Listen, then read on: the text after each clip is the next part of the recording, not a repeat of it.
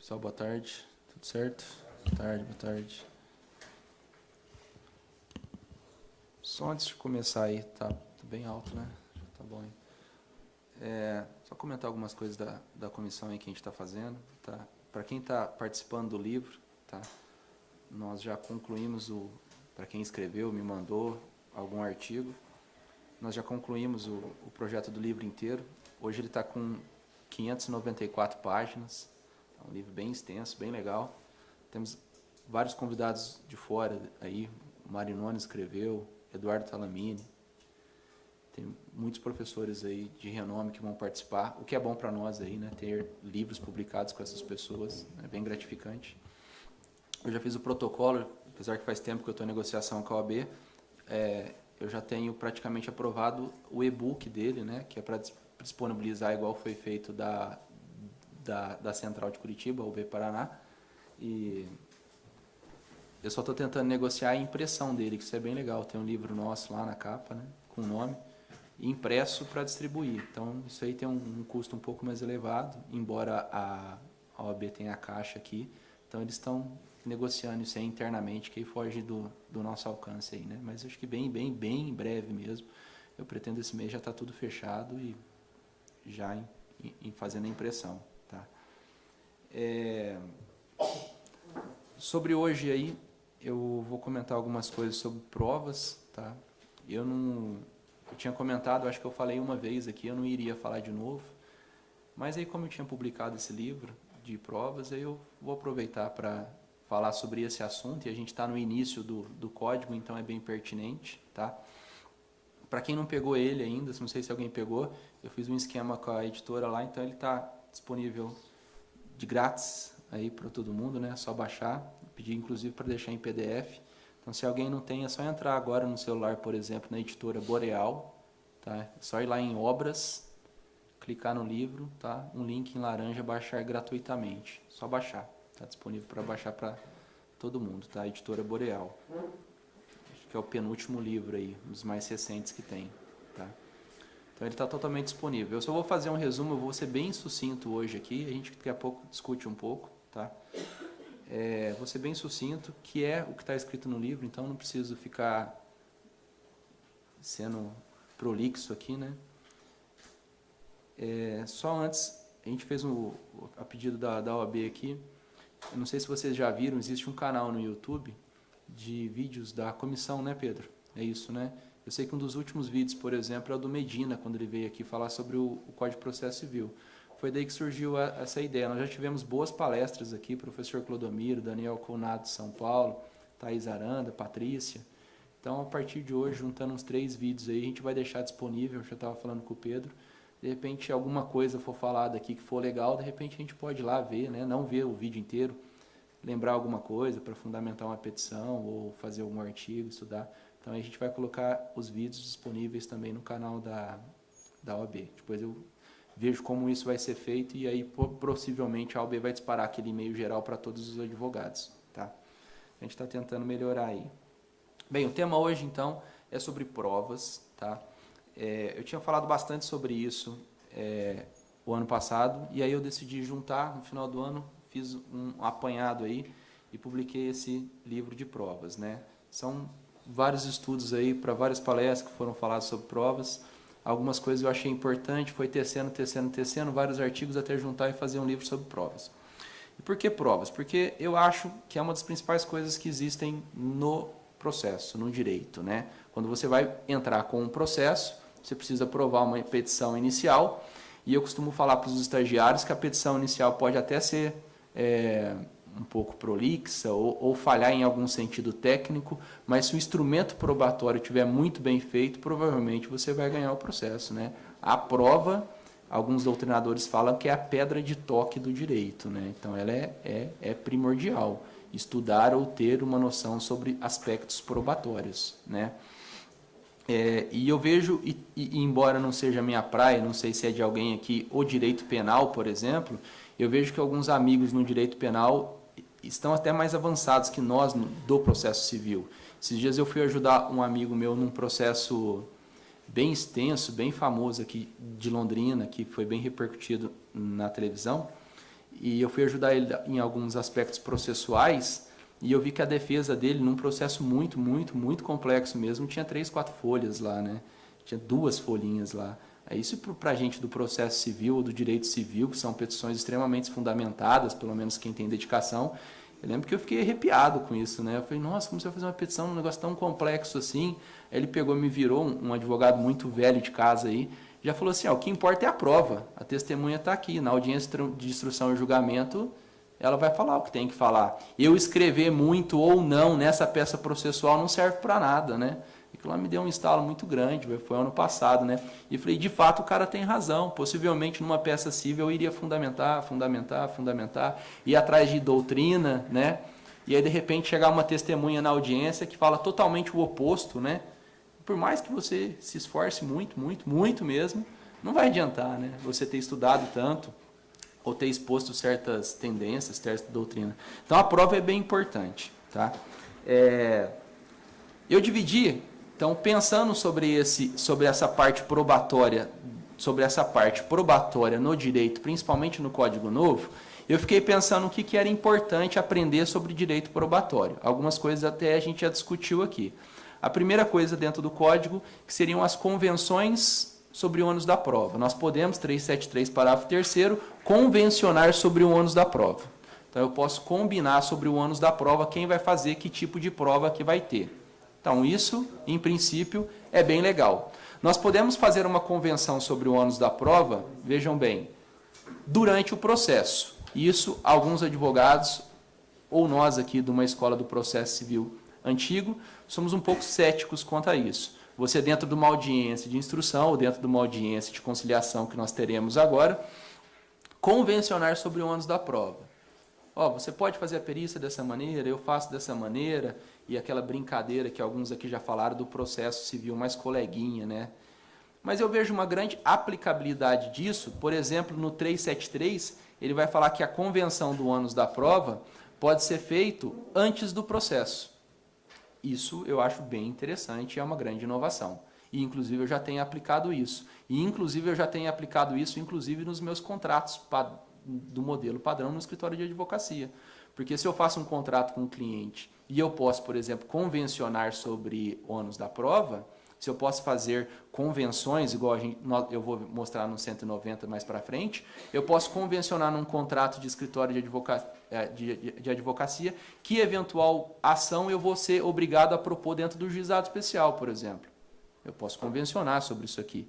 Eu posso convencionar, por exemplo, dentro de um contrato, eu digo advocacia porque a gente está aqui nesse campo, né? Eu posso convencionar, por exemplo, que nesse contrato advocatício nós abrimos mão de perícia judicial, que isso aí é um tormento aqui em determinadas ocasiões. Eu posso convencionar isso, né? Então, convencionar o ônus processual ou a forma da perícia antes do litígio acontecer, eu acho isso muito legal, né? Em diversos momentos eu fico bem ansioso lá no escritório para utilizar isso aí. Em contrato de locação, por exemplo, contrato de locação, você determinar como vai ser a prova, como você faria.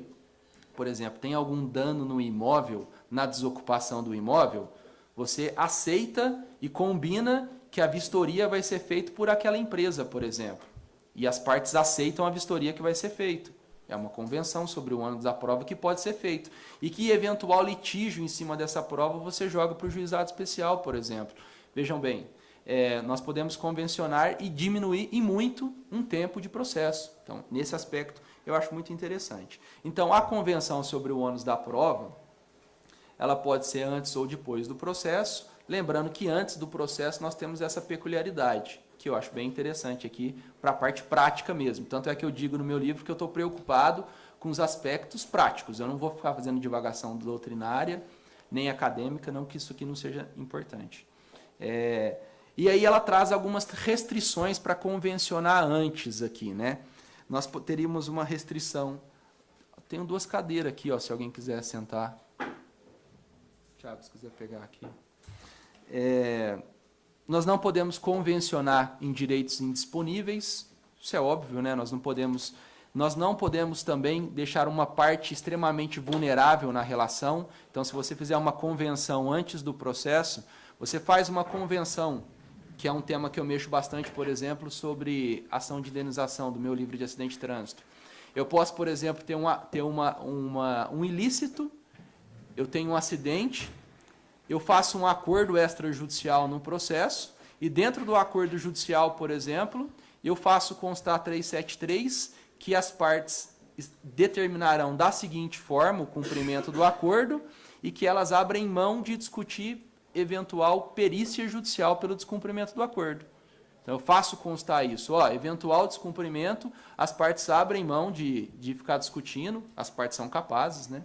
Desde que não haja restrição, e a ação será proposta dentro do juizado especial. Você combina isso. Extremamente interessante, eu acho que muito legal, né? Principalmente na fase pré-processual, para evitar que você tenha alguns tormentos ou algumas dificuldades processuais mais para frente. Então, a restrição que nós teríamos aqui seria da parte indisponível, você não pode fazer convenção sobre parte indisponível, você não pode, se ela for extremamente onerosa ou difícil para outra parte. Nós teríamos restrições no artigo 51 do Código de Defesa do Consumidor, você não pode fazer convenção em contrato de adesão, né, dentro do Código de Defesa do Consumidor, nós mantemos isso aqui. Você não pode convencionar em sentido diverso para fornecedor, por exemplo, no artigo 12, 14, 16, você não poderia dificultar isso aqui. Você não pode convencionar, por exemplo, sobre a ordem de julgamento, o artigo 12, que tem uma ordem de julgamento cronológico, você não pode convencionar nesse sentido, né? E dentro do contrato de adesão, no artigo 424 do Código Civil. Então, isso aqui eu acho primeiro tópico aqui, que é uma grande novidade do Código. Essa parte de convenção do ônus da prova. Tá? Segundo tópico aqui, que é o início lá do livro, a dinamização do ônus da prova. Isso até agora ninguém comentou de maneira muito específica, né? E isso eu acho muito pertinente dentro do Código Novo. Nós podemos dinamizar o ônus da prova, que é a carga dinâmica das provas, ou fazer a dinamização, que é muito próximo, por exemplo, é muito próximo do Código de Defesa do Consumidor, a inversão do ônus da prova. Dentro do Código de Defesa do Consumidor, CDC, nós já temos a possibilidade, por exemplo, de inverter o ônus da prova. Isso já faz parte, por exemplo, do nosso dia a dia. Mas o Código de Processo Civil traz a possibilidade também nas relações do processo civil de existir a dinamização do ônus da prova. Matéria extremamente pertinente e uma grande novidade dentro da parte processual também. 373, parágrafo 1º. Importante fazer um link dentro da dinamização, que no artigo 188, ela fala que não pode ser exigido forma de onde não há uma formalidade. Ou seja, se nós estamos dentro de uma visão de processo, de instrumentalidade do processo, de deixar um pouco de lado as formalidades ocas e vazias, a dinamização deve ser feita em todos os casos onde não seja proibido, né, dinamizar o ônus da prova.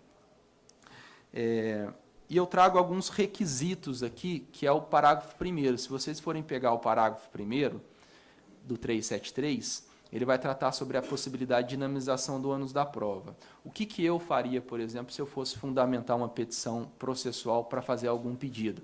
Pegaria a canetinha amarela, grifaria quais são os requisitos, porque eu teria que fundamentar uma petição para solicitar ou para dizer que os meus requisitos estão presentes no caso concreto. Primeiro requisito para ter a dinamização do ônus da prova: peculiaridades do caso, diante das peculiaridades do caso. Vejam bem, é uma norma extremamente de caráter aberto, aí, né? E aí fica muito bem evidente o que é a peculiaridade do caso. Aí a gente entra naquele campo de discricionariedade judicial, o juiz vai ter que determinar quais são as peculiaridades do caso. E, embora eu seja bem contrário sobre discricionariedade judicial, tem alguns artigos sobre isso, mas eu acho que aqui é pertinente, de fato, existir essa discricionariedade, eu já vou dizer por quê. O segundo, impossibilidade ou excessiva dificuldade da parte fazer a prova, né? Então, se você não consegue fazer a prova, ou se alguém não consegue fazer a prova, então você pode pedir para dinamizar o ônus da prova, né? O exemplo clássico que nós temos aqui é uma ação de exibição de documentos, por exemplo.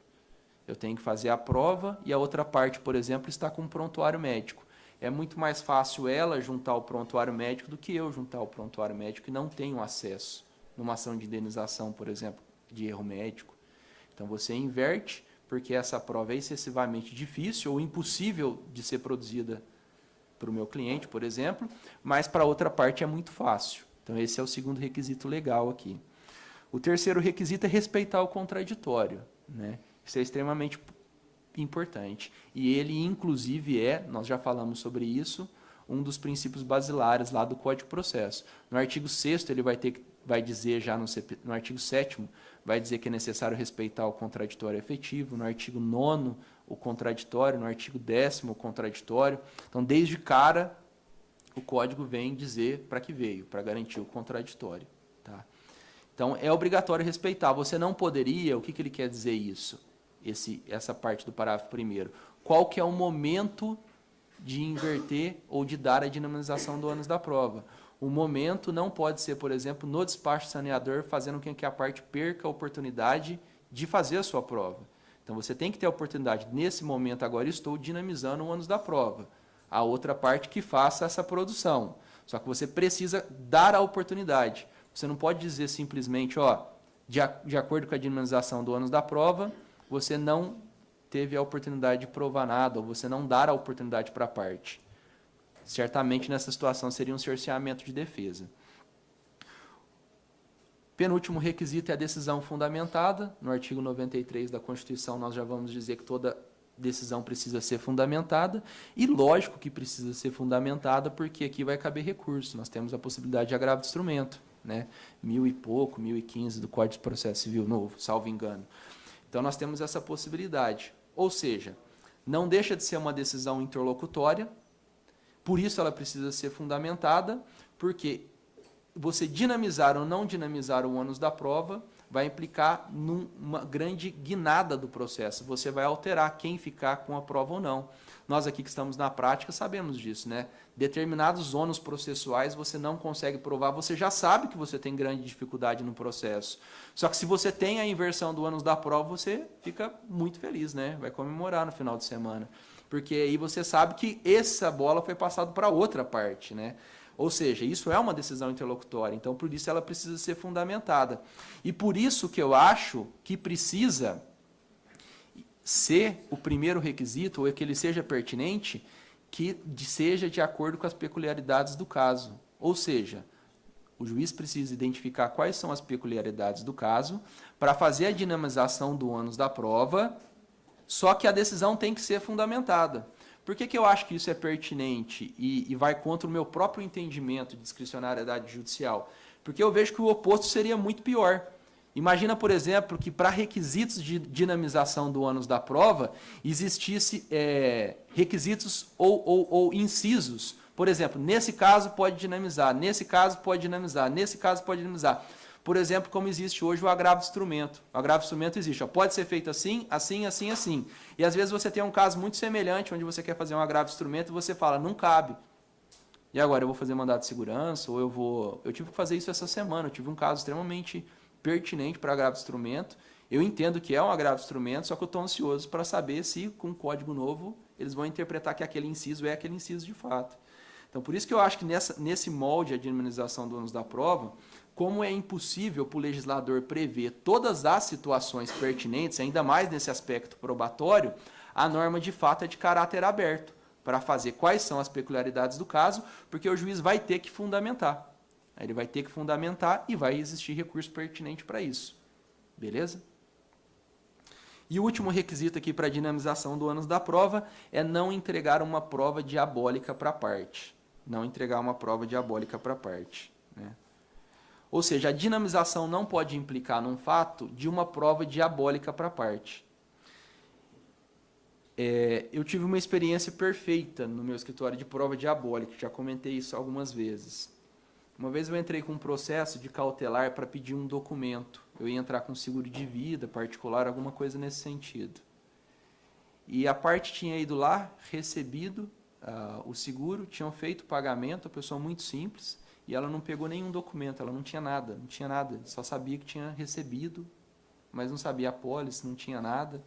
E bem, um caso perfeito, na época, por um processo cautelar, para entrar e pedir a cópia do processo administrativo. Eu queria saber qual que era a pólice, do que era o valor, por que foi pago esse valor de seguro de vida.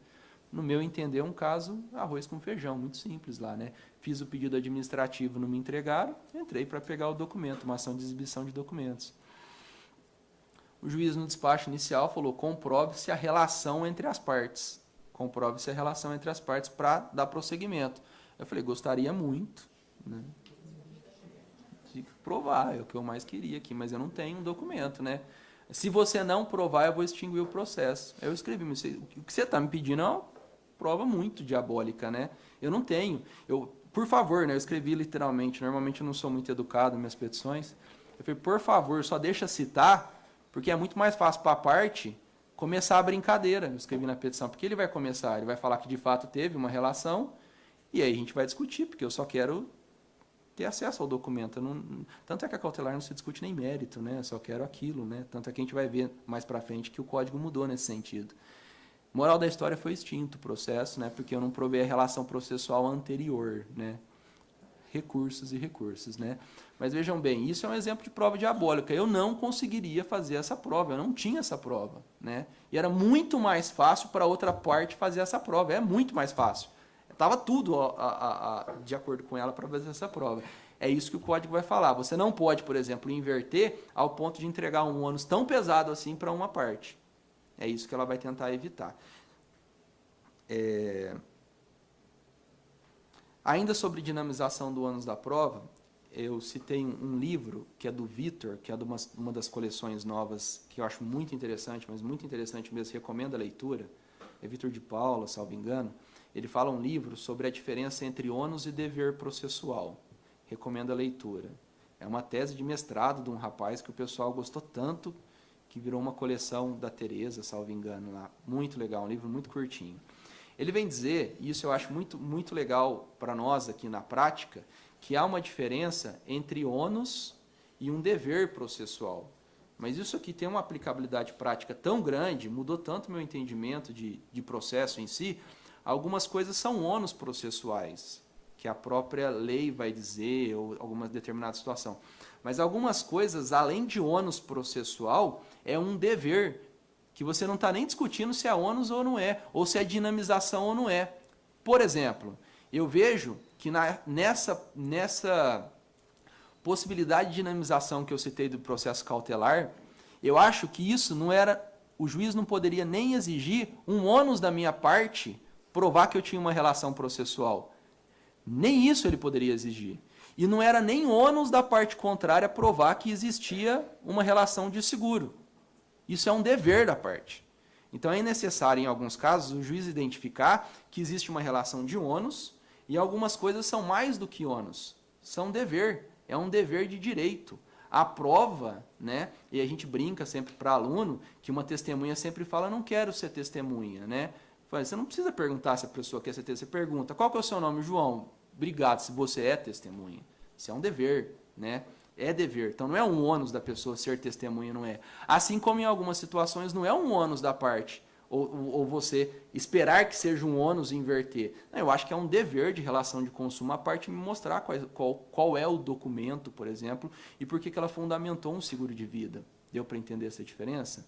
Né? Não vou entrar tão pesado nisso, mas eu recomendo a leitura. É muito interessante. E algumas vezes eu fundamento as minhas petições e falo: nesse caso eu estou pedindo a inversão, eu estou pedindo a dinamização, mas eu não estou pedindo aqui como favor ou pedindo de acordo com 373. Eu estou pedindo para fazer a dinamização porque isso aqui não é um ônus da parte. Eu não estou pedindo para você inverter. Eu estou falando que isso aqui é um dever dela me mostrar.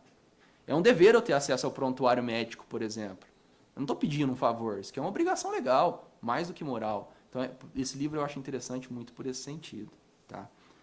E a última parte de dinamização do ônus da prova aqui, que eu trato sobre isso, é a despesa. A bendita despesa processual. Isso que tira o nosso sono, né? Pelo menos o meu. Você pode, por exemplo, ter a dinamização do ônus da prova, e o código não resolve isso. O código vai falar que a responsabilidade pelas despesas processuais é da parte que requer. Então, veja bem, num pensamento muito positivista, como seria: eu peço a prova pericial, peço uma perícia, por exemplo, o juiz dinamiza o ônus da prova, dinamizou o ônus da prova, e a parte tem que produzir a prova agora. Ela tem que fazer a prova em sentido contrário, né? Que era... Só que se eu for positivista e ler o 95, ela vai falar que quem fez o requerimento tem que pagar as despesas. Pergunto, adianta a parte ser responsável para fazer a perícia, por exemplo, médico, e eu ter que pagar R$2.000? Deu para entender? No sistema positivista, o código deixou dessa maneira ainda, né? Não me parece de bom grado.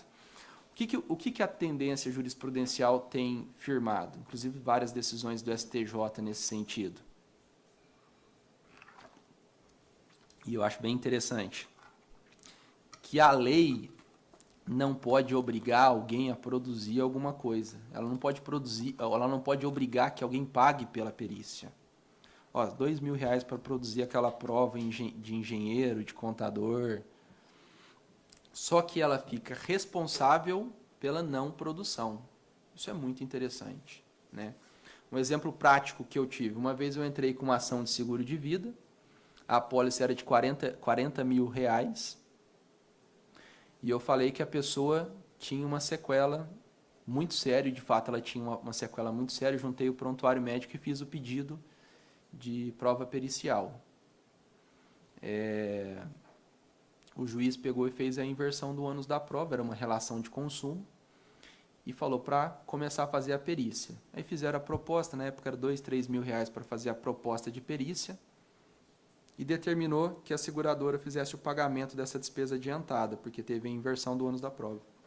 A seguradora não pagou, 1, 2, 3 vezes intimadas a fazer o pagamento, até que ele deu o último despacho processual, e eu fundamentando nesse sentido, né? 5 dias para fazer o pagamento sobre pena de suportar os efeitos da não realização. Coisa linda, né? Aquelas coisas que acontecem na vida que eu preciso explicar para o cliente como foi muito bom esse processo, né? Porque o que aconteceu? Não pagou no 5º dia, no 7º dia teve sentença, coisa linda, assim, né? Por um quadro.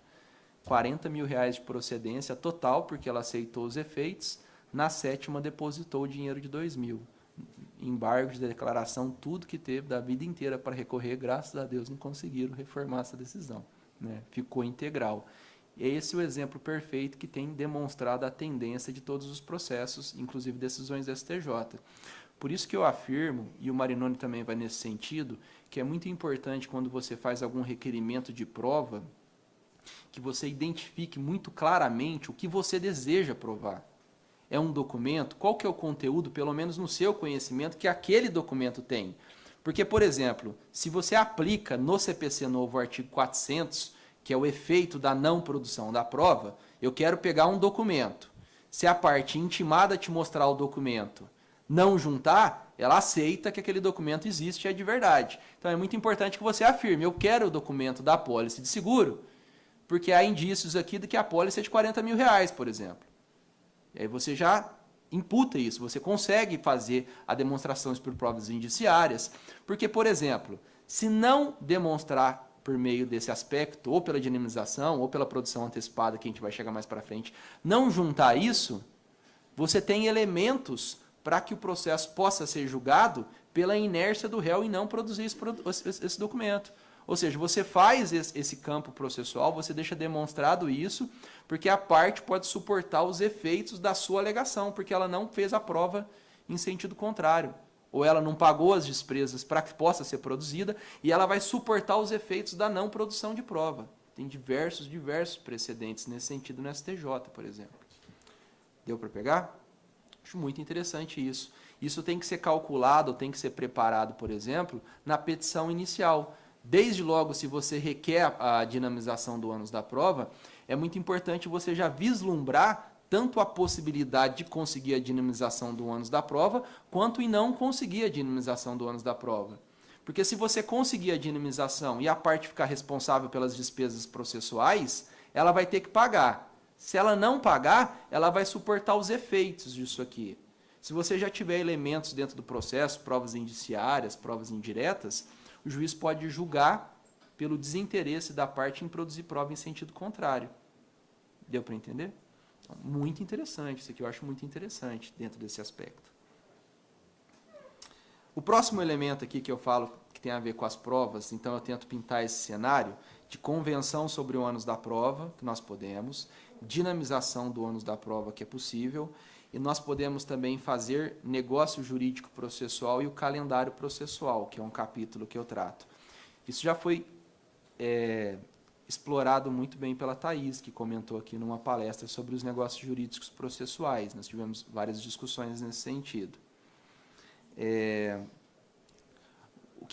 Por que eu volto nesse assunto? Porque nós podemos ter negócios jurídicos processuais. A convenção sobre o ônus da prova do 373 nada é do que um negócio jurídico processual. Você combina com a parte que você vai fazer. No 190 e no 191 do CPC, você também produz um negócio jurídico processual. Lá vai falar, por exemplo, que você pode combinar sobre procedimento e você pode combinar sobre ônus de prova, sobre as possibilidades de prova. Então, primeira possibilidade, você inicia uma audiência de instrução, uma audiência de conciliação e combina com a parte. Vamos produzir essa prova dessa maneira. Ou vejam bem, e aí que eu acho muito pertinente, foi por isso que eu coloquei isso num capítulo. Eu posso convencionar, nós podemos ser um pouco cético em princípio, por exemplo, sobre combinar sobre o ônus da prova mesmo, né? O processo não é lugar de amiguinhos, né? Vamos combinar assim, assim, assim, mas eu posso muito bem provar sobre o procedimento. Vejam bem, é um processo complexo, vamos combinar 30 dias de defesa nesse processo, eu também vou ter 30 dias, é um acordo, as duas partes cedem, né? E aí depois a gente deixa apto.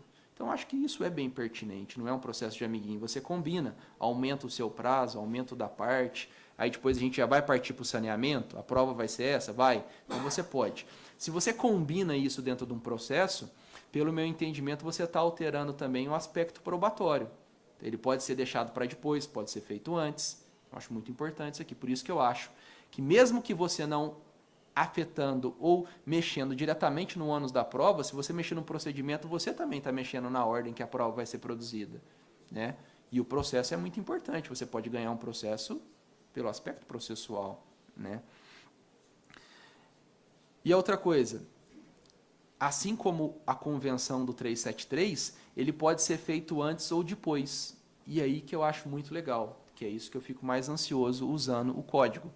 Nós podemos convencionar, e vejam bem, esses dias eu tive que fazer um contrato de patrocínio de uma empresa que eu advogo, nas últimas cláusulas lá eu coloquei, a empresa vai fazer o patrocínio da pessoa, tudo certo. E aí eu já fiz alguns negócios jurídicos processuais. Se as partes divergirem, tiverem algum problema aqui, a ação vai ser no juizado, não há necessidade de perícia, nós combinamos antes, 190 do CPC, não vai ser necessário produção antecipada de prova, não precisa de procedimento cautelar, ninguém vai pedir tutela antecipada, porque não há necessidade de bens nesse sentido, não tem direito de indisponíveis, não sei, vocês podem imaginar todas as situações prevendo o futuro para que o processo seja mais ajustado e você não tenha movimentos protelatórios. Você vai cirurgicamente na veia qual que é o processo e o que pode ser litigado ou não, para evitar que tenha incidentes processuais, né, e mais complicação. Então, isso eu acho bem interessante. Acho bem interessante, por exemplo, você convencionar, eu não sei na rotina dos senhores, mas eu vejo, por exemplo, que um processo no juizado, em determinadas situações onde eu advogo, é muito melhor do que um processo, às vezes, na justiça comum, né, dependendo da matéria, lógico, né. Determinados processos que são mais simples assim, eu estou convencionando a ser distribuído no juizado especial. Né? E digo mais ainda, eu digo que eu posso convencionar sobre isso, eu entendo dessa maneira, e até conversei com a Patrícia nesse sentido, quando ela falou, eu entendo isso, eu sei que eu sou minoritário, eu entendo que eu posso convencionar sobre aquela audiência preliminar do juizado especial, por exemplo, né? E eu vejo bem que eu sou minoritário nisso, né, Patrícia? Mas eu posso convencionar a forma de ser feita essa audiência, por exemplo, né? Que as partes vão não estar presentes na audiência, que elas podem manifestar o interesse processual por meio de uma petição, por exemplo, antes. Eu posso convencionar, o processo determina dessa maneira. Então, desde que não haja... O Marinoni vai falar, o artigo, vejam bem, o artigo 188 fala que o juiz não pode cobrar uma formalidade onde a lei não exige uma formalidade. O Marinoni vai falar que você pode fazer calendário jurídico processual ou ônus processual em tudo que não é proibido. Então, eu vejo que não há uma proibição. Então, vocês imaginam no dia a dia que vocês precisam facilitar esse aspecto probatório, o aspecto do direito, tudo que não é proibido você pode convencionar sobre ônus, procedimento e deixar mais simples. Quem vai pagar eventual processo de custas? Como vão ser os honorários? Como vão ser os pagamentos? Como vai ser as despesas processuais e eventual litígio? É uma coisa que envolve, por exemplo, prova médica, prova de engenheiro. Eu preciso fazer uma prova de engenheiro técnico absurdamente cara. Se fosse no código antigo e tivesse convencionado isso, o processo seria muito mais simples. Eu estou começando um processo que a gente sabe hoje que vai demorar 3, 4, 5 anos aí para conseguir alguém que faça nos modos da assistência judiciária.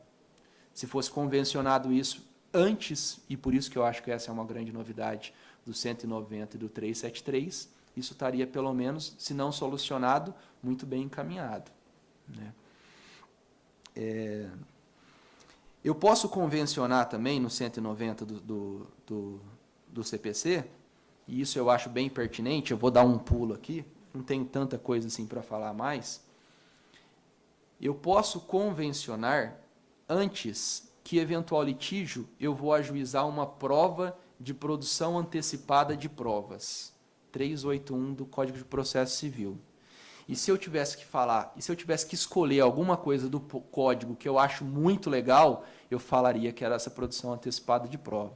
Bruno, fala alguma coisa que você acha muito legal, né? O ano passado a gente falava bastante sobre isso, eu comentei em alguns que eu falava que a coisa que eu tinha mais ansiedade de ver em trâmite no Código Novo era a ação de produção de provas, né? E hoje eu já estou começando a ajuizar essas ações, e de fato é muito interessante. Depois vocês precisam ler essa ação do 381 do CPC. O que é isso? Volto para os meus exemplos lá, né, no nosso grupo de autoajuda, que a gente tanto fala aqui da nossa comissão. Eu ajuizava processos, por exemplo,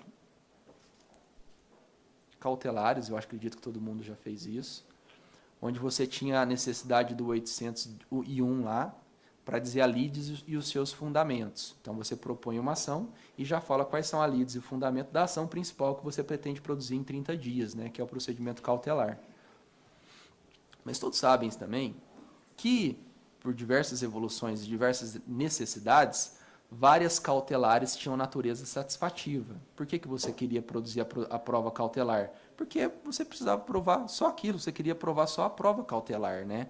Para obter algum documento, porque você queria pegar um prontuário médico, porque você queria pegar um vídeo. Esses dias eu tive que... queria saber se estava certo ou não estava certo em um acidente.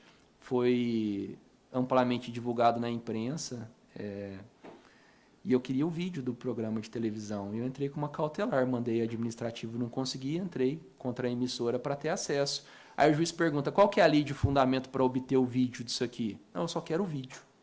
Aí dá o despacho, mas qual que é a lei de fundamento? Eu não sei qual que é a lei de fundamento, eu não sei se eu vou produzir uma prova de indenização, eu não sei se eu vou pedir desculpa para o cara, eu preciso ver o vídeo, né? Porque às vezes o cliente também diz, qual eu quero obter o vídeo, né?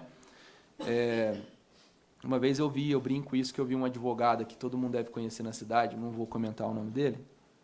Uma vez eu vi ele fazer isso, eu queria ter essa coragem, eu vi ele chegar num cartório uma vez e bater a mão no balcão, eu já senti que não tinha muita amizade entre ele e o cartorário. Ele falou, quero ver o processo número tal. E o cartorário perguntou, lá sentado no fundinho, né? Por que você quer ver o processo? Aí ele gritou muito alto, falou, porque tá frio hoje, né? Achei genial aquilo, né? Quando eu for advogado, eu quero ter essa coragem, né? E aí o recado foi muito claro, né? E a escrivão já entendeu por que ele quer, porque o processo é público, né? Tipo, eu quero porque tá frio hoje. Ele falou literalmente isso, assim, né? Foi genial, né? Ela levantou e entregou, né, o processo. Se fosse eu, possivelmente, ela não entregaria, né? Mas é nesse sentido que a produção da prova vai existir.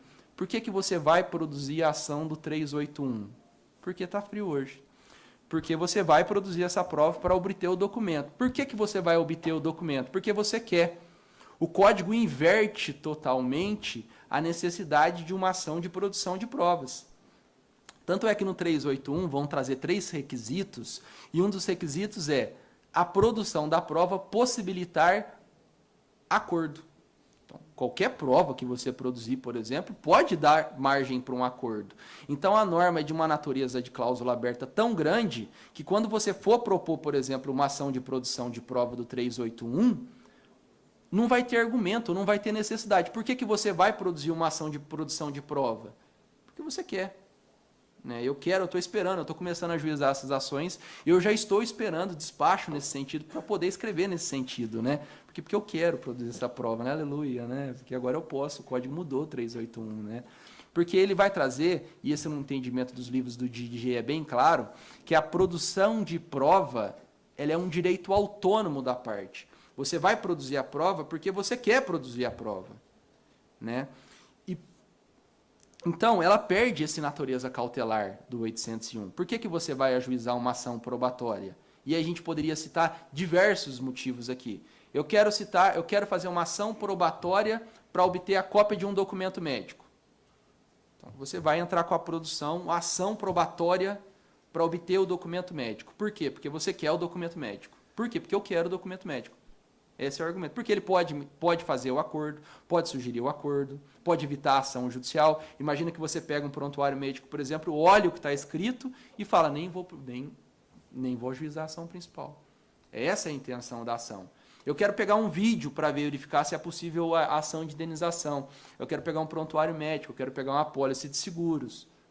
Eu quero verificar uma prova pericial de confissão, a parte está fazendo a confissão. Eu quero fazer essa confissão judicial antes do processo. Antes do processo, eu entro com a prova pedindo a confissão. A parte vai lá e faz a confissão dentro do processo. Eu quero fazer uma gravação, eu quero fazer uma prova pericial médica. Vejam bem, eu tenho uma ação de seguro de vida. Aí o cliente vem e fala para você, eu estou com sequela, a minha apólice é de 100 mil. Aí você não é médico, você olha e fala, aparentemente parece ter sequela. Eu entro com a ação de produção de provas. Para quê? Porque eu quero produzir uma prova médica. Aí a prova médica identifica que de fato a pessoa tem sequela.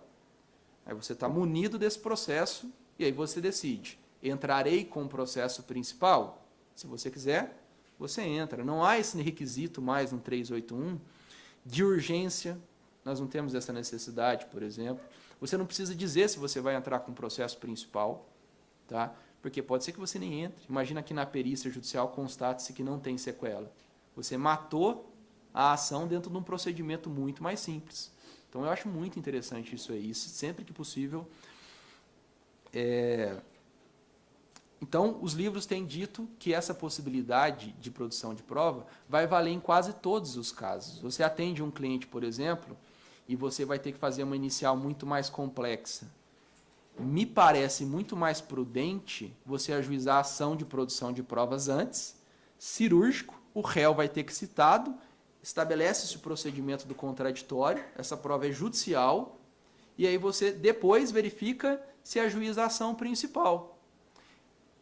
E verifico também que, diante dessa característica, é muito mais prudente, é bem mais pertinente que exista a possibilidade de acordo. Porque se você faz a prova e verifica que de fato tem sequela, imagina que um seguro de vida, todo mundo já deve ter visto isso, me parece muito prudente para a seguradora, para o banco fazer o pagamento, se já está constatado por meio do procedimento contraditório. E vejam bem, o juiz não pode fazer valoração, ele não pode claramente ficar valorando a prova, não pode manifestar sobre a prova é para ser obtida, é um procedimento cirúrgico, fazer a prova. O código vai falar que não pode nem recurso, olha que interessante, se bem que tem muita gente falando que isso é inconstitucional, porque você não pode cercear recursos. Eu escrevo muito bem isso, que você, por exemplo, não pode impedir contradita, você não pode impedir alguns procedimentos clássicos do processo civil. Mas recursos mesmos, recursos processuais da parte recursal, isso é proibido. É para fazer a prova pericial. Então, eu vejo isso no depoimento pessoal, na prova testemunhal. Imagina, esses dias eu estou produzindo uma prova de uma senhora de idade já. Eu meto um procedimento incidental de produção, vai lá, faz a oitiva da parte, é procedimento contraditório, porque o réu também vai ser intimado, e aquele procedimento fica guardado, para talvez daqui a um ano, numa audiência de instrução, ser utilizado. Deu para entender? Muito legal, né? Confissão, exibição de documentos, testemunha. A única possibilidade que eu vejo, a única coisa que eu vejo que não é possível a produção de prova antecipada é na ata pública, né? Eu não vou falar sobre provas em espécie aqui, para não me delongar bastante, mas aí no livro eu falo sobre as provas em espécie, só trato sobre as inovações legais. Mas todo mundo aqui já deve estar sabendo que o Código positivou a possibilidade de ata pública, né? Então deixem na agenda telefônica de vocês, os telefones dos cartórios de Londrina, por exemplo, deu algum problema e está em algum lugar, liga para o cartório, pede para lá se verificar, porque o que a gente vê, nós não temos fé pública, né? Só que se um cartorário vê o que está acontecendo, de repente você lavra uma ata que vai ter fé pública. Então, como a ata pública é um procedimento administrativo, dentro da prova você não pode entrar com uma produção de prova antecipada para fazer um procedimento administrativo. Aí seria inspeção judicial, né? Você pode entrar com uma ação de produção de provas para fazer inspeção, né? Então, só fazendo esse paralelo aqui, a ata pública é muito interessante hoje em dia, né? Eu precisei hoje, por exemplo, essa semana eu precisei fazer uma gravação. Eu precisava preparar um processo, eu estou preparando um processo, no meu entender, um pouco mais complexo, e eu peguei dentro do cartório, foi bem difícil isso, porque a agenda do pessoal estava bem corrida. Eu queria gravar a ligação que eu fiz para possível testemunha do processo. Então a gente sentou dentro do cartório, fechou, colocou 2 telefones em viva voz, lá um gravando o outro. O cartorário presenciou que eu liguei para a pessoa. E está claro no STJ que essa ligação é válida, né? Você não precisa avisar a pessoa que ela está sendo gravada.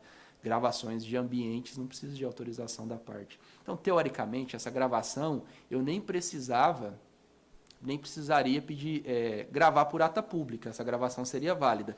Mas imagina como tem muito mais força probatória essa gravação no CD mesmo e lavrada numa ata pública. Fica linda, né? Para que serve isso? Para que eu já tenha isso, porque eu tenho, ultimamente, minha vida tem sido tão conturbada em algumas audiências que eu tenho medo, de repente, daqui 2 anos a pessoa ou esqueça ou chegar lá e mude totalmente a história, né? Então já vamos preparar essa audiência aqui para ela não mudar. E você pode fazer isso, por exemplo, por meio da produção de provas. Por que eu inverti um pouco o jogo, então? Porque é isso que eu acho importante. Já expliquei como funciona a ação de produção de prova antecipada. O Marinoni vai falar, inclusive, que esse nome deveria ser mudado. A ação, em vez de prova antecipada, ela deveria ter outro nome, ação de produção de provas. Porque ela nem é antecipada, né? Não existe mais esse requisito de urgência, né? Ela perde, é uma ação de fazer provas. Ele fala que deveria ser ação fixatória de provas, por exemplo. É só para fixar a prova, ela não é antecedência, ela não precisa ter urgência, né? Você vai fazer porque está frio, vai fazer porque você quer, porque tem chance de possibilidade de acordo, é uma norma extremamente de caráter aberto. E aí eu coloco uma vírgula, que aí eu faço esse link, por isso que eu acho importante, com o artigo 190. Vejam bem, se eu posso convencionar sobre procedimento e se eu posso convencionar sobre o ônus da prova, eu não posso, por exemplo, num contrato de ilícito ou num contrato normal, convencionar que em eventual litígio as partes ajuizarão uma ação de produção de provas. Isso eu acho uma grande sacada processual. Se existir eventual litígio, eventual perícia pode só ser pedida nisso, nisso e nisso. Então, a gente não vai entrar no mérito da discussão. Nós vamos ajuizar uma ação de produção de provas. Extremamente mais simples. E depois da prova produzida, a ação de indenização, eventual ação, pode ser ajuizada no juizado especial, por exemplo. Deu para entender a manobra processual que me parece hoje pertinente? Logicamente, a gente vai ter um tempo de amadurecimento, mas me parece extremamente pertinente. Eu posso convencionar que em eventual litígio, imagina, por exemplo, até agora eu comentei bastante sobre convencionar a ação no juizado, a gente já sabe que o artigo 35 proíbe prova de grande complexidade no juizado, né? Então eu não poderia convencionar tudo para ir para o juizado, por exemplo, né? Estou citando esse exemplo para a gente ficar em casa aqui. Mas precisa de uma prova pericial. Aí eu fico imaginando, Então eu faço a ação de produção de prova no fórum, né? Aí eu produzo a prova, se não der acordo, foi respeitado o contraditório, ajuiza a ação no juizado especial. E aí eu posso combinar o procedimento do juizado, né? Eu costumo falar na sala que dentro do processo que a magia acontece, né? E de fato eu vejo nesse sentido, porque o processo pode ser muito bem amarrado nesse sentido, né? Por isso que eu falo que eu fico ansioso em ajuizar ações desse tipo, porque dentro de um contrato, e o código deixa muito claro que você pode fazer isso antes, nós poderemos formatar que eventual processo será feito dessa maneira. O código pede para ser feito dessa maneira, né? Para evitar ações com grande chicana processual, por exemplo, né? E por fim aqui, então eu vejo esses institutos, eu moldo isso aqui, nós temos aqui a possibilidade de provas em espécie, nós vamos dentro das provas, confissão, depoimento, testemunha, ata pública, vai trazer tudo sobre isso, né? As provas em espécies. Além disso, eu vejo que nós temos, voltando, convenção, dinamização, negócio jurídico e calendário processual e a prova de produção antecipada. Então, nós temos todo esse know-how aqui, que, no meu entender, aqui está tudo ligado dentro da produção de provas. Por isso que produção de provas é bem importante, né? Você precisa fazer uma boa prova. Para encerrar dentro desses institutos, então, eu vejo que o último seria a flexibilidade procedimental. E espero que alguém venha aqui na frente algum dia falar só sobre isso, né? Falar só sobre uma aula, a gente poderia discutir bastante sobre a ação de produção de provas, né? E falar um dia só sobre isso, sobre flexibilidade procedimental, né? Poderíamos convidar o Garjardoni, né, Thiago, para vir aqui, né? A gente está tentando chamar ele, está gravando, né? Falar sobre flexibilidade, que um dos maiores livros, ou uma das maiores referências sobre isso no Brasil, é o livro do Fernando Garjardoni, que é sobre flexibilidade procedimental. No 139, inciso 6º, e eu vou ser muito sucinto, ele vai falar que o juiz pode atribuir de maneira diferente procedimento e o aspecto probatório, né? A aplicação da prova. Então vejam bem, ou pensem bem, né? Nós podemos fazer um acordo, uma privatização do processo, por meio do 373, por meio do 190, por meio do 191. Ou se nós não combinamos sobre alguma coisa dentro do processo autor e réu, o juiz pode fazer de maneira diferente pelo 139, inciso 6º, né? Ele pode fazer de maneira diferente essas determinadas coisas. E esse artigo 139, 6º, eu grifaria isso, 188 e 139. Amo de paixão esses artigos, né? Porque ele vem determinar uma ideologia muito séria do processo. A não forma pela forma, a não formalidade pela forma. Que é o que o Bedak, o Dinamarca, vai falar, o processo não pode ser esqueleto sem alma, né? Não pode ser um esqueleto vazio, não pode existir formalidades ocas e vazias.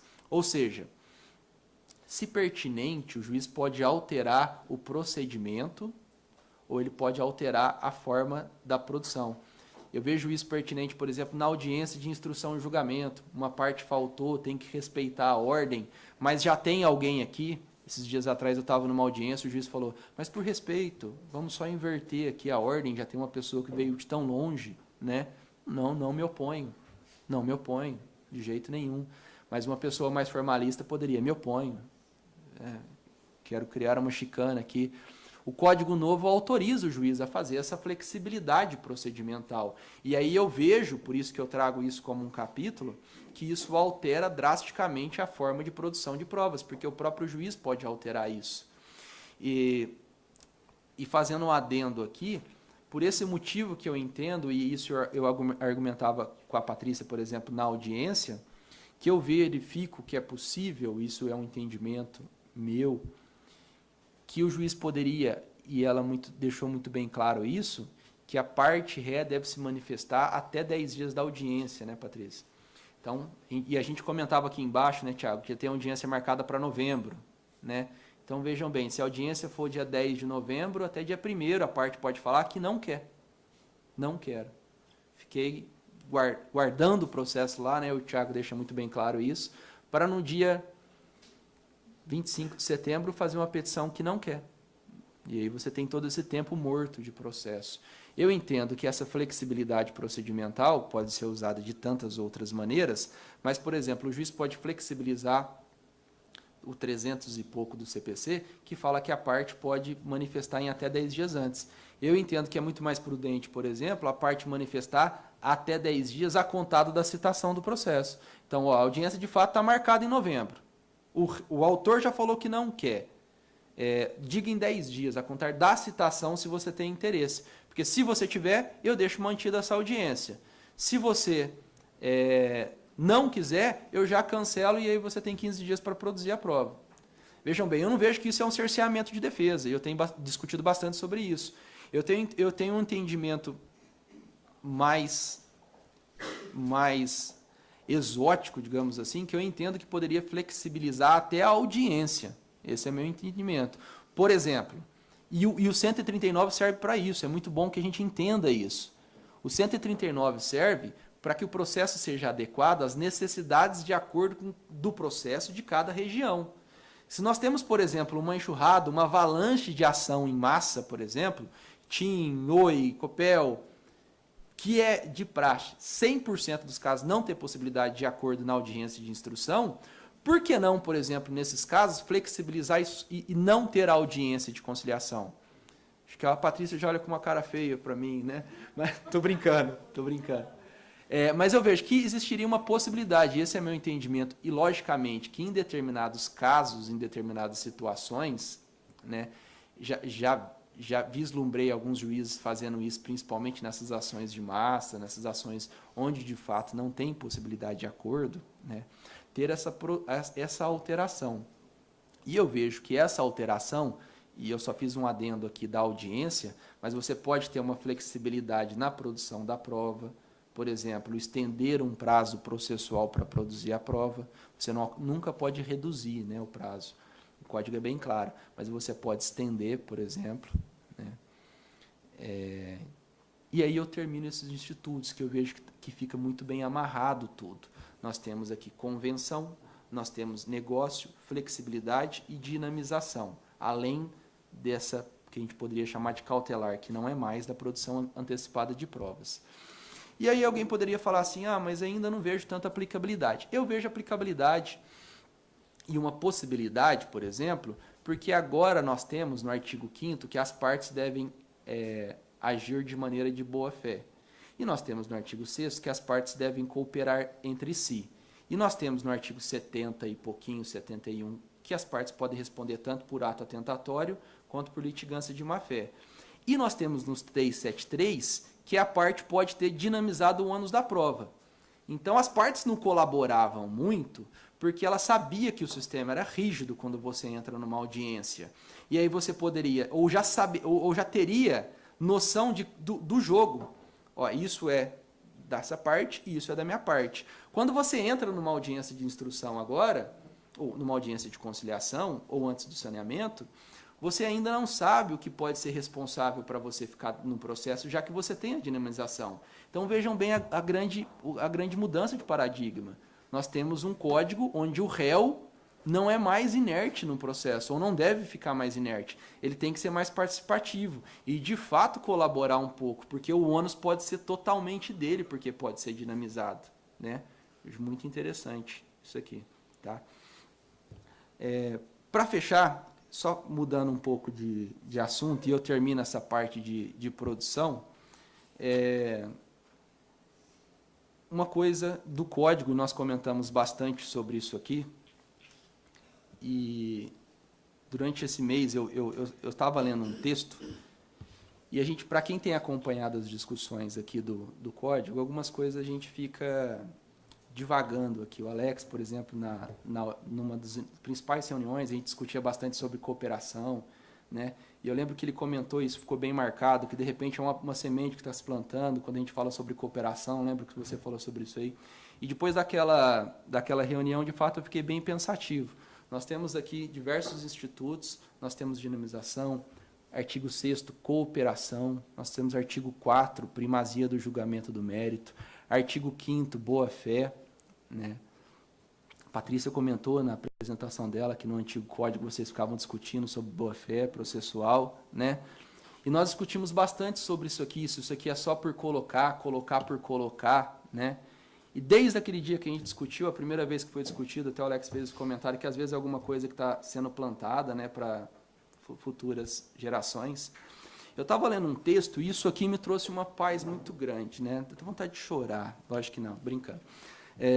Mas isso aqui me trouxe, isso que de fato, e por isso que eu acho legal a história, né, me fez entender, não sei se ajudará nessa discussão do processo. Eu estava lendo um texto esse mês e a gente vê como que a história se repete, né? Eu estava lendo um texto de Calamandrei, que é o ato da Assembleia Constituinte deles de 1947. Olha que como tem muita ligação, me parece que a história se repete muito. Em 1947, eles formaram a Assembleia Constituinte na Itália. E aí, eles tinham acabado de sair de um governo fascista, né? E a Hannah Arendt vai falar que depois da Segunda Guerra Mundial o mundo virou do avesso, né? Porque o pessoal queria descobrir como que um ordenamento jurídico tinha deixado fazer tudo que aconteceu na Alemanha. Então, nós temos o colapso do sistema jurídico, porque tinha um sistema jurídico que permitiu fazer isso, e o mundo inteiro começa a pensar nessas situações e como poder melhorar. 1945 termina, em 1947 a Itália começa a reformular o sistema de ordenamento. Então eles ficaram dentro da Assembleia Constituinte fazendo o código, a Constituição deles. E nessa fala do Calamandrei, ele vai lá em cima e ele começa a discutir, é muito interessante o que ele vai falar, e ele vai defender sobre os pontos da Constituição, porque eles estavam para aprovar, o que era interessante dentro da Constituição, o que ele era contra, ele vai fundamentar. Uma coisa que me chamou a atenção, várias coisas me chamou a atenção, mas uma coisa que ele me chamou a atenção é que ele falou assim, que ele não via sentido em colocar que dentro da Constituição deveriam ser guardados direitos sociais, salário mínimo, direito social, que a pessoa devia viver bem. Ele fala assim, não me parece muito prudente que nós vamos colocar dentro de uma Constituição que as pessoas têm direitos sociais, porque nós estamos fazendo uma Constituição para o povo, ele fala.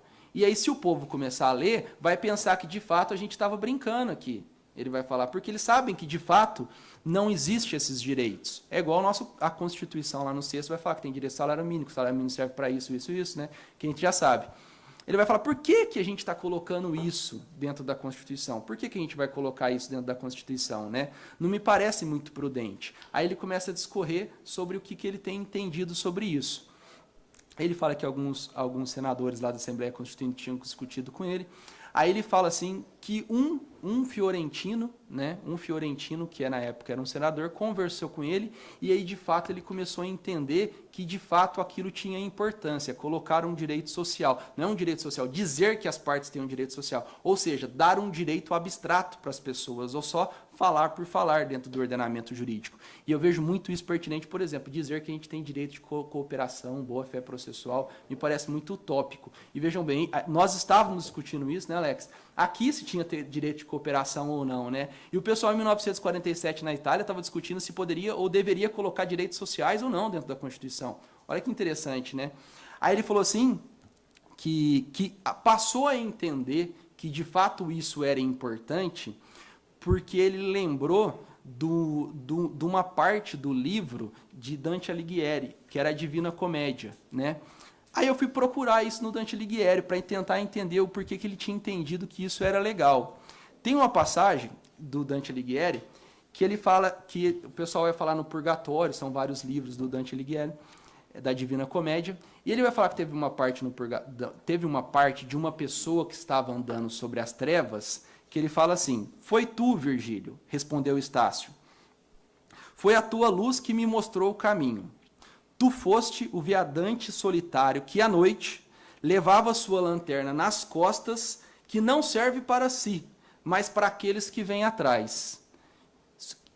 Ou seja, é alguém que está andando na escuridão, que prefere segurar uma lanterna, ao invés de colocar na frente dele para ver seguro, ele pega uma lanterna e coloca atrás, para que os outros que virão possam ter uma luminosidade.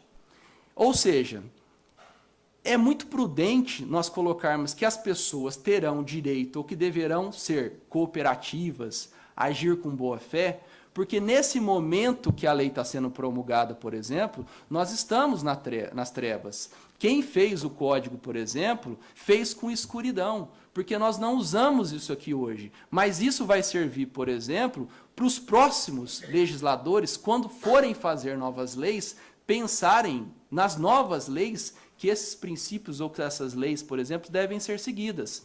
E a Patrícia muito bem comentou isso, que na época o discurso de boa-fé era muito vazio, e foi por isso que eu comecei a pensar nisso. Era muito vazio, discutia-se por discutia-se, mas vejam bem, naquela época era nas trevas. Alguém muito prudente colocou aquilo, porque estava com uma lanterna nas costas. Alguém estava tentando iluminar para aqueles que viriam. Porque hoje nós entendemos, por exemplo, e todas as leis que são promulgadas já são de acordo com esse sentido. Eu vejo, por exemplo, que nós temos aqui um espanto, mas os alunos, por exemplo, que estão tendo processo de conhecimento, o processo geral agora, eles estão aprendendo nesse sentido. E se eles se tornarem legisladores futuramente, isso para eles vão ser com uma segurança muito séria, muito clara, porque aquele que fez o código, por exemplo, estava na escuridão, ele estava segurando uma lanterna nas costas dele, para iluminar todo mundo que viria. E no futuro muito breve, por exemplo, eu acho que cooperação, boa-fé processual, né, audiências, por exemplo, né, é uma escuridão que tomara que melhore ou que fique mais claro para todo mundo, e de fato que é o que o Alex falou, né? É alguma coisa que foi plantada, que possivelmente o pessoal daqui para frente vai se acostumar, né? Foi o que você comentou. Então, e com isso eu acho que eu entendo, aí eu passei a entender de fato, porque eu também achava que era processo como amiguinhos, por exemplo, o princípio da cooperação, mas não, de fato é algo muito importante, eu não achava isso importante, até ler isso aqui, né? É uma puta viagem na história, né? Mas, de fato, eu vejo, por exemplo, que foi muito importante, e eles estavam discutindo numa época, colocar ou não colocar, ainda bem que colocaram.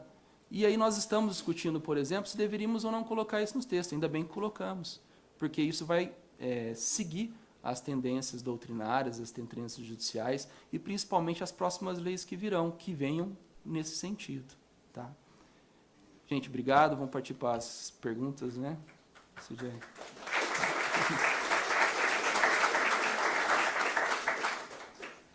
Alguma pergunta aí? Nada? Vamos lá, Fabião. A questão antecipada de prova, a questão sucumbencial, segue regra geral ou ela tem regra de prova?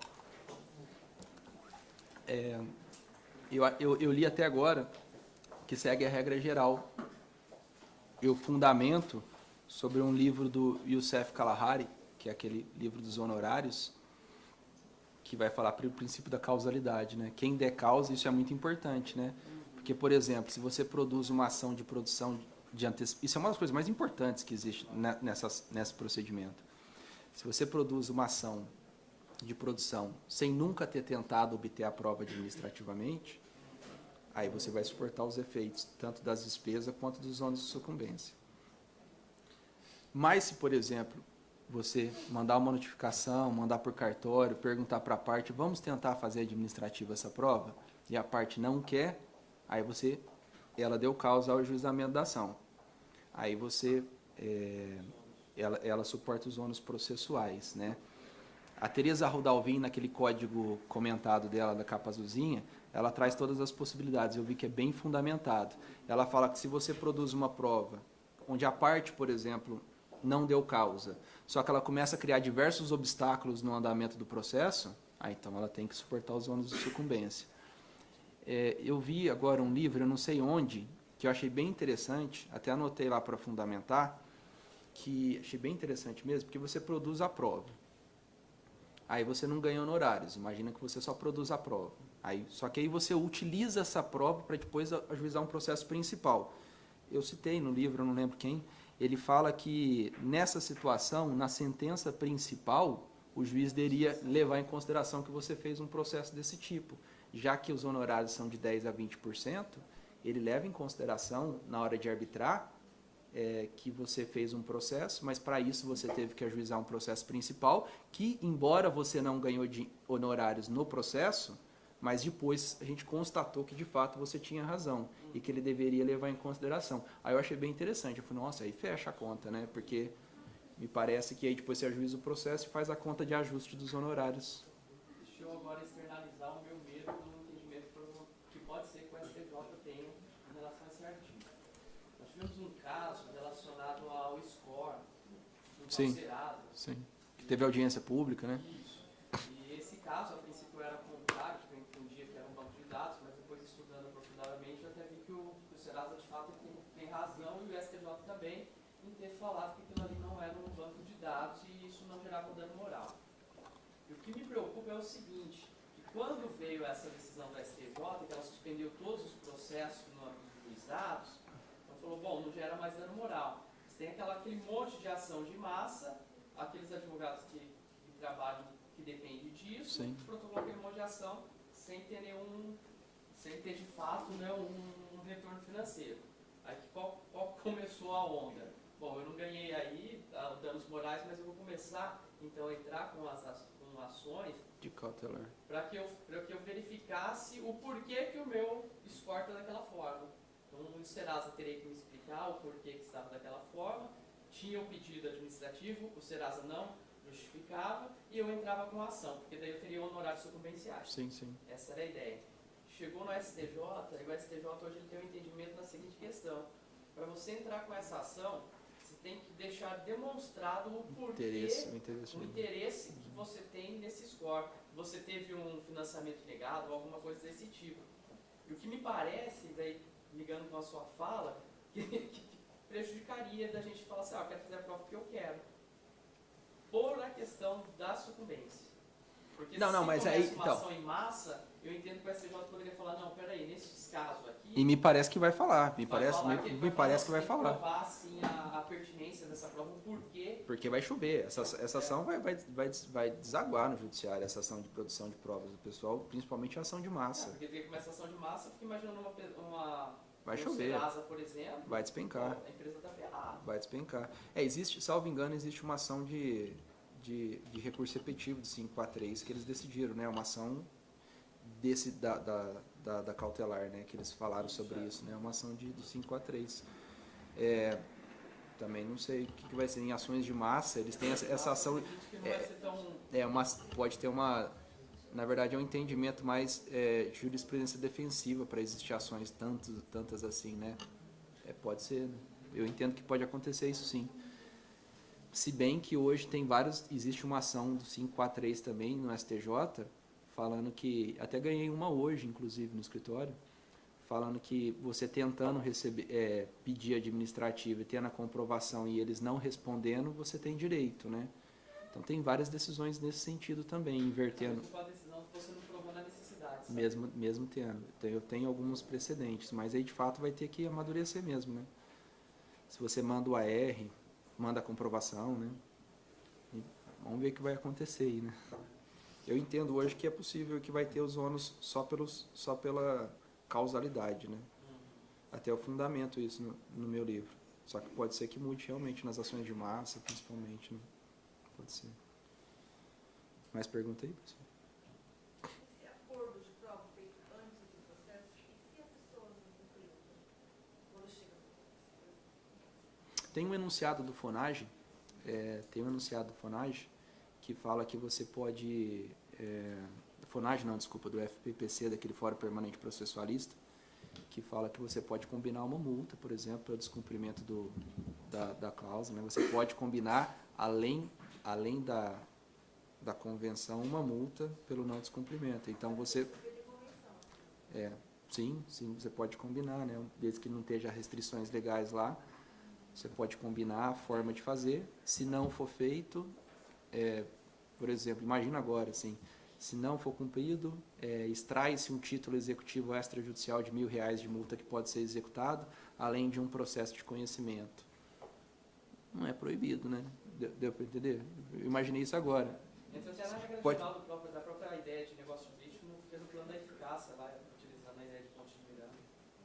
Não teria lógica fazer um negócio jurídico se você não colocasse ali um encargo. Tem um encargo e uma consequência. Imaginei agora, mas a gente poderia, por exemplo, colocar a multa como título executivo, né? Que era do 575, e você poderia executar, por exemplo, né? E aí você entra com um processo, aí você de uma desavença você teria duas. Me parece que seria possível. Né? Eu vejo até que uma litigância de má fé da pessoa, porque se ela faz um negócio processual, você vai resolver um processo e você não cumpre, você está utilizando o processo só para se defender. Né? Você está litigando de maneira religiosa. Você pode até falar, você pode até colocar as multas de litigância, a pessoa responderá por litigância. Aí coloca a ata tentatória, porque o ato tentatório o dinheiro vai para a União, né? Responde. Fica litigando. O problema da litigância que eu vejo é que é muito difícil na prática você conseguir provar a litigância. Esse que é o problema. Porque não pode falar assim, não, eu não fiz a prova, não é porque eu não quero, é porque eu sou impossibilitado agora, por exemplo. Aí como a questão, a má-fé tem que ser provada, né, e a má-fé é presumida, ele fala, não é que eu não quis produzir a prova, é que eu estou impossibilitado de produzir. Aí compete a você aprovar isso. Aí que entra o problema de, assim, você não consegue fechar tudo. Então, mas aí que eu vejo que eu achei brilhante o livro do Vitor, que ele fala da diferença entre ônus e dever. Então, nesse caso, você tinha um dever ali, né, que algumas coisas são dever, por exemplo, e ele cita alguns exemplos lá, por exemplo, juntar um prontuário numa ação médica, o médico. Isso não é um ônus do médico, isso é um dever dele juntar, né? Então você não pode nem falar que estava impossibilitado, não sei o quê. Aí ele vem trabalhar algumas coisas nesse sentido, achei bem legal isso aí. Bem... Porque daí eu entendo que não daria a má-fé. Por exemplo, eu não então, tenho mais o prontuário. Tá, aí você suporta, aí o 400 do CPC vai falar que você suporta os efeitos do conteúdo dele que você provar. Por exemplo, você fala que teve um erro médico. Se você não juntar e não fizer a prova, teria que ser sentença de procedência. Porque você, entendeu? Me parece aí. Né? Entendeu? Fala. Você disse há pouco sobre a questão da convencionalidade das provas. Você deu um exemplo do contrato de locação. Como ficaria se a outra parte fosse uma parte insuficiente? Porque daí você está de um lado ali, você tem todo o conhecimento e a outra parte não tem. Como é que... O Mr. já perguntou, o Luan perguntou isso aí semana passada lá. O código fala e ele deixa bem na arma aberta lá, né? As partes de direitos indisponíveis, isso é um critério objetivo, né? E a parte de partes vulneráveis, ele fala lá no 373, né? É uma cláusula de norma aberta lá, vai depender de discricionariedade, eu vejo, né? Mas me parece, né? Me parece, assim, que um contrato de locação simples ali, né? Assim, entre as pessoas, entre particulares, entra na parte de autonomia, que inclusive é um dos capítulos do livro que o Breno escreveu, da parte de negócio jurídico, de autonomia privada, que no código se eleva um pouco mais, poderia. Mas aí, logicamente, e eu vejo isso, eu na prática, por exemplo, que já estou começando a fazer isso nos contratos, eu tento não me exceder nos negócios que eu estou formando, né? Porque se eu for querer demais, na verdade, eu não vou conseguir nada, né? É com muita sede ao pote lá, você pode anular o que estava muito bom. Anula esse contrato, porque aí, de fato, você pode deixar vulnerável, né? E isso dentro de uma audiência ou dentro de um meio de defesa, porque o código diz claro lá que a parte for muito vulnerável, né? Você pegar, por exemplo, um contrato de locação residencial, familiar, onde você às vezes inverter demais ali o aspecto probatório, você poderia ter algum problema. Não tanto na parte comercial, mas a parte residencial, que a lei do inquilinato traz algumas proteções lá, né? Então aí eu vejo que teria algum problema, meio por cima, assim, né? Vai respeitar as mesmas regras para o instituto. Para o instituto, por exemplo, se for caso de consumidor, vai conhecer a utilidade de cláusula de decorrência da insuficiência, talvez. Então vai refletir a regra para o instituto, talvez. Ele traz nesse... Eu consigo imaginar, eu consigo entender, assim, é uma caixinha, né? Que lá dentro colocaram artigo 51, inciso 6º do CDC, o 12, o 14, o 16, o 424 do Código Civil, que é o contrato de adesão, o artigo 12 de preferência do CPC. Então, esses institutos que estariam dentro de uma caixinha, trata de um monte de coisa, né? Contrato de locação, contrato de adesão, contrato de compra de telefone, o consumidor que vai comprar que nem lê.